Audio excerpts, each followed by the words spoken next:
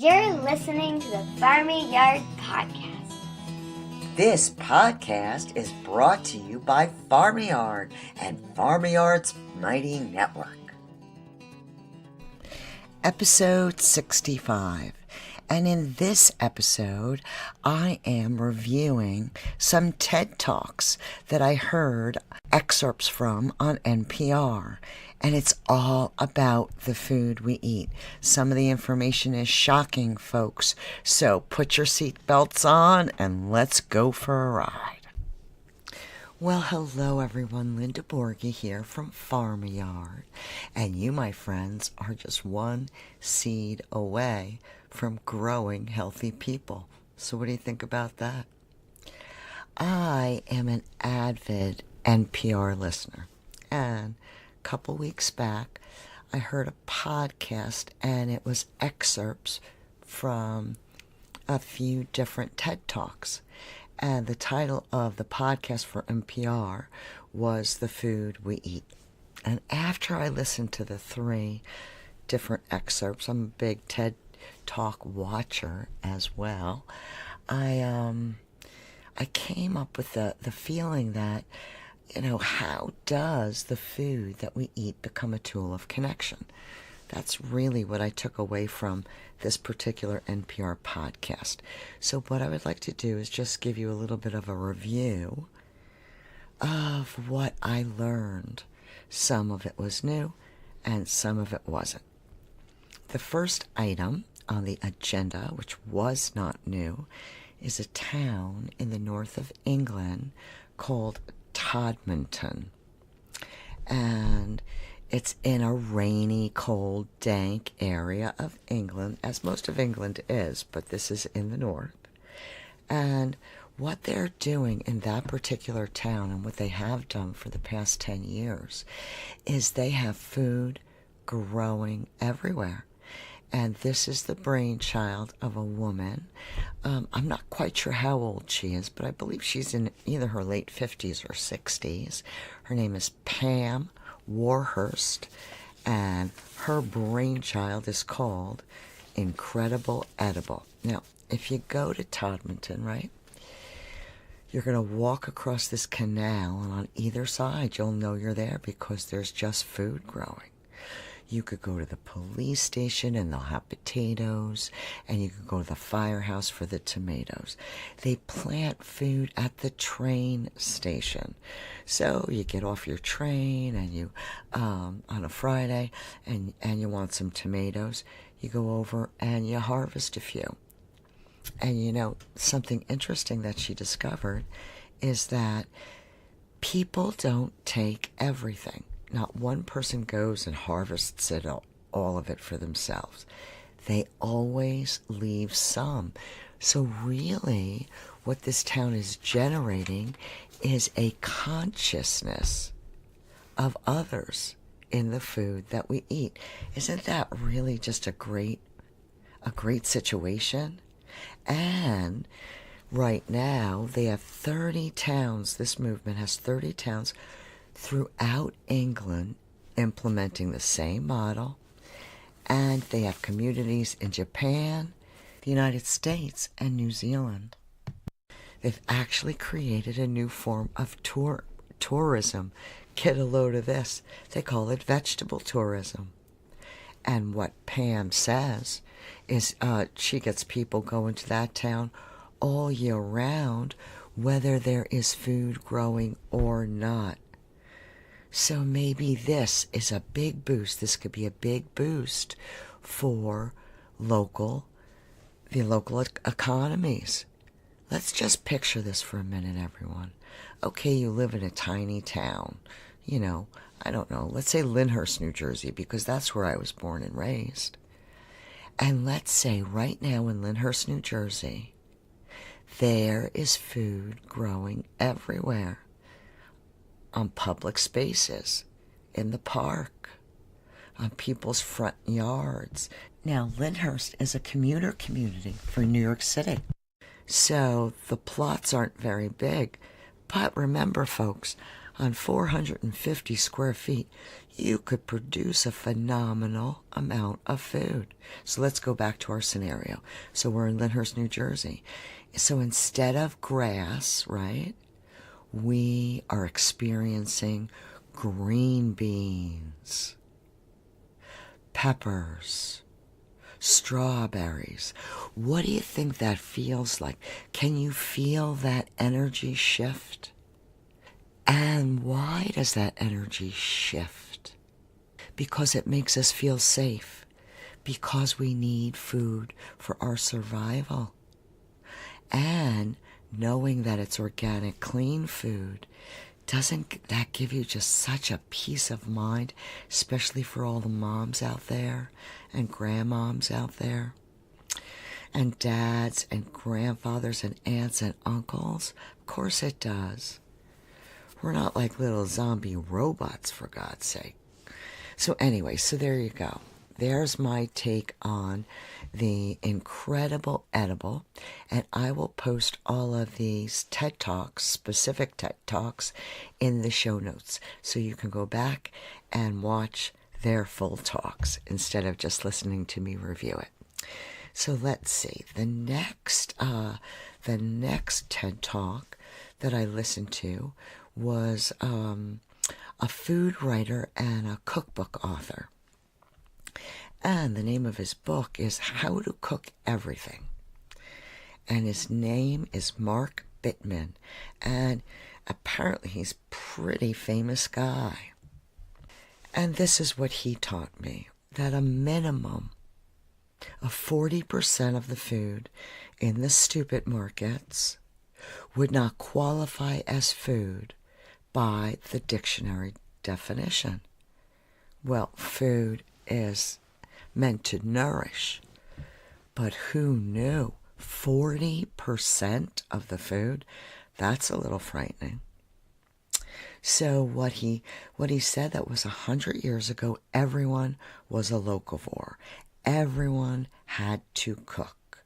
There was no snack foods. And in the 1930s, Clarice Birdseye came up with frozen food. There was no margarine. There were no restaurant chains, no ethnic food, unless you were ethnic. You ate food. Nothing contained more than one ingredient because it was an ingredient. No cornflakes, no Cheese Whiz, Pringles. None were invented yet. Everyone ate local. In New York, an orange was a common Christmas present because it came all the way from Florida. And actually, I remember sending honeybells as Christmas presents myself back in the day. From the 1930s on, the trucks took the place of railroads, and food began to travel. The South and West became agricultural hubs, and in other parts of the country, suburbs took the land that farms were on. Eventually, California produced way too much food to ship fresh, so it became critical to market canned and frozen food. Thus arrived convenience. It cut down on the varieties of food we ate. Many of us grew up never eating a fresh vegetable. And I grew up never eating anything frozen. Thanks to farm subsidies and fine collaboration between the agribusiness and Congress, corn, soy, and cattle became king, and chicken soon joined them on the throne. Gluten-free bottle of water. The past 50 years, corn, soy, and wheat became staples of the Western diet. These monocrops were easy to ship, trade, and sell, and easy to process. And direct and indirect subsidies encouraged the growth of these monocrops. Hundreds of acres, all planted in rows and harvested mechanically. Early in the 20th century, Iowa was the country's largest producer of tomatoes, huge producer of apples, and now it's nothing but soy and corn. Now you have to figure out what to do with all of it. Principal uses for those two crops are animal feed, ethanol, oil for frying, and highly processed foods. In the beginning of the heyday with value-added foods, which contained as much corn and soy products as possible, the quality of home cooking was down the tubes.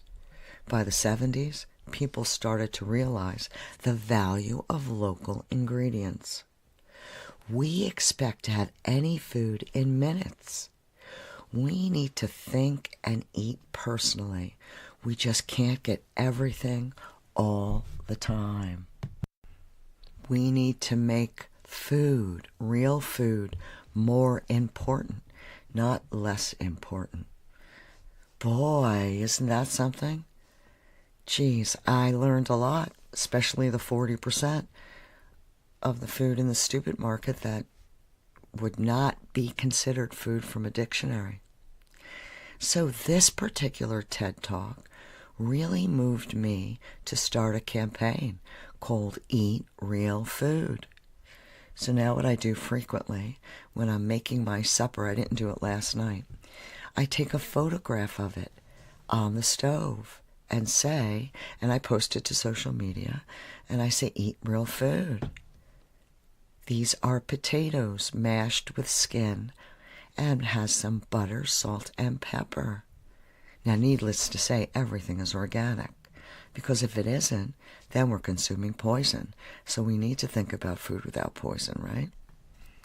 Okay, let's move on to the next, and I believe this is the last TED Talk, but I'm not sure.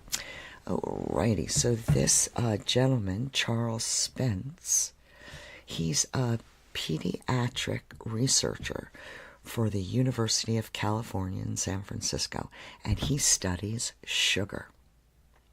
And this is what his TED Talk taught me. 74% of all the food in the store has been spiked with added sugar, and it's all hidden in plain sight. There are 56 names for sugar. We have replaced a real food diet with a processed food diet because it's cheaper and affordable and convenient, and kids like it, and it's addictive. Does sugar cause diabetes? Some say it's because of the calories, but sugar has empty calories. Sugar is toxic calories. And here's a way to look at it. There is a prevalence of diabetes worldwide right now. Saudi Arabia, the United Arab Emirates, Qatar, and Malaysia. Why? No alcohol. That's right, no alcohol. It's replaced by soda. Studies from Europe have concluded that if you consume 1 can of soda per day, your risk for diabetes goes up 29%, irrespective of the calories, irrespective of your weight, irrespective of anything else you eat. For every 150 calories consumed in soda, your chances of type 2 diabetes goes up 11-fold.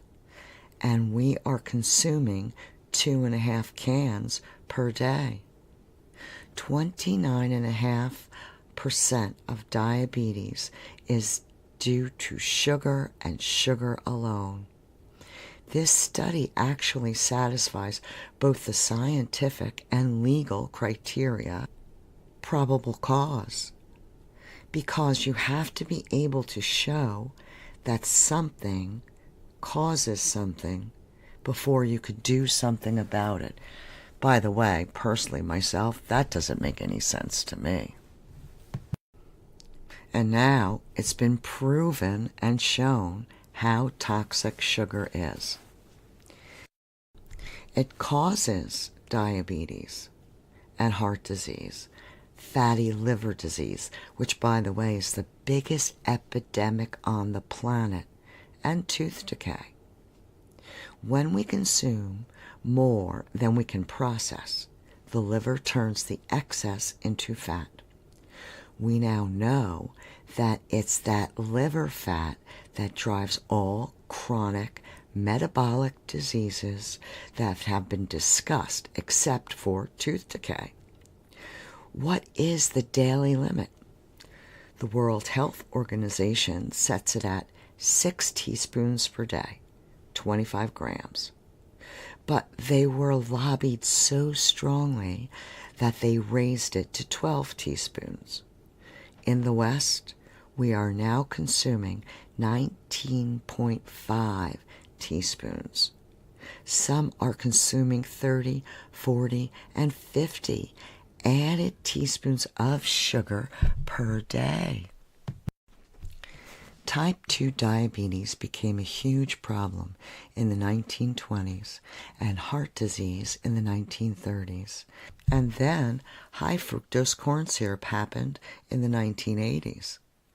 Because it was so much cheaper, and it was at the same time that the quote-unquote low-fat directive came out of the USDA and the FDA.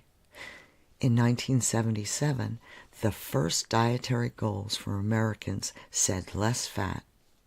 The food industry knew that with less fat, the food tastes like cardboard, so they pumped it in with the sugar. And because it was cheaper, they can do it.